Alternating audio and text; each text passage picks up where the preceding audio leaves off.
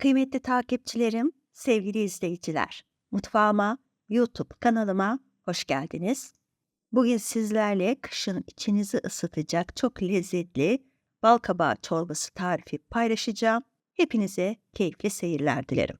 Önce çorbanın yapılışında kullanacağım kuru soğan, havuç ve patatesin kabuklarını soyup küp küp doğradım. Bal kabağını hazır kabuğu soyulmuş olarak almıştım. Onu da küp küp doğradıktan sonra çorbanın yapılışına başlıyorum. Tencerenin içerisine zeytinyağını koydum. Yağ ısındıktan sonra önce soğanı ekledim.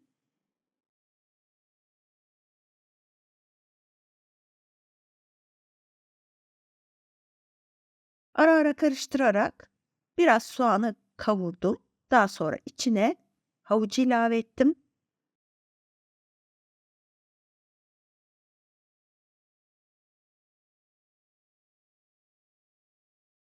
Yine aynı şekilde havucu da biraz kavurup daha sonra patatesi ekliyorum.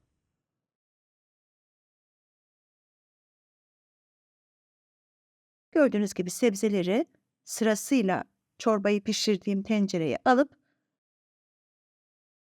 hepsini biraz kavurdum. Patatesten sonra son olarak da kabağı ilave ettim.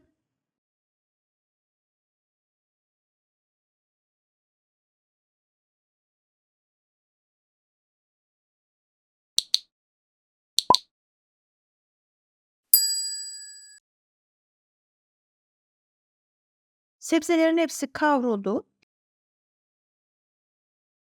En son olarak sarımsağı ekledim ama sarımsağı soğanla birlikte koyabilirsiniz. Ben unuttuğum için arada sarımsak aklıma gelip ilave ettim. Soğanı kavururken sarımsağı da ekleyip kavurabilirsiniz. Bütün sebzeler kavruldu. Şimdi içine et suyu ve normal suyu ekledim.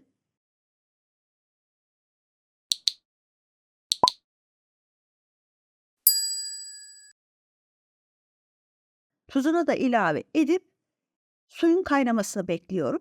Su kaynadıktan 4-5 dakika sonra içerisine baharatları, toz karabiber, toz zencefil ve toz zerdeçalı ilave ettim. Tüm malzeme listesini video altında gramajlarıyla birlikte sizlerle paylaştım. Baharat tamamen sizin damak tadınıza kalmış. Daha az koyup dilerseniz kendi damak tadınıza göre ilave edebilirsiniz. Baharatlarla birlikte de çorbayı kaynattıktan sonra gördüğünüz gibi tamamen pürüzsüz bir kıvam alana kadar blenderdan geçirdim ve çorba hazır. Kış boyunca içinizi ısıtacak balkabağı çorbasını umuyorum sizler de yapıp afiyetle yersiniz. Videomu buraya kadar izlediğiniz için çok teşekkür ederim. Kanalıma destek olmak için videoyu beğenmeyi ve beğenmiş olduğunuz videolarımı arkadaşlarınızla paylaşmayı unutmayın. Bir dahaki videoya kadar kendinize çok iyi bakın. Sağlıkla, sevgiyle kalın.